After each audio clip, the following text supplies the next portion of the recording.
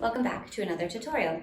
Today I'm going to show you how to replace a paper roll and a ribbon cartridge in your Epson TMU220 point-of-sale printer.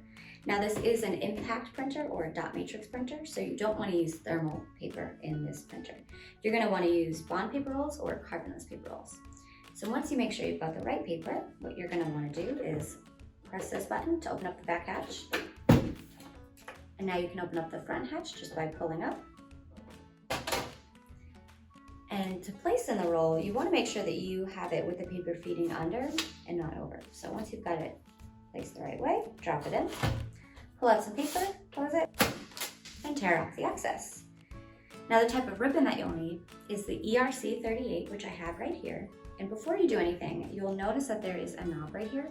You're going to want to make sure you twist that knob clockwise to tighten the ribbon. And then that way nothing twists inside the printer. So once you've done that, you're going to place it in with the ribbon behind the print head facing the paper roll side and the knob facing upward. So I'll show you what I mean. So just like this, carefully place it with the ribbon behind the print head, and then you're going to push down till you hear a click.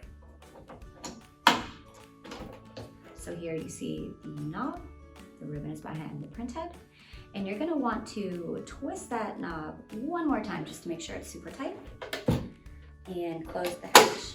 And that is it. You are ready to roll.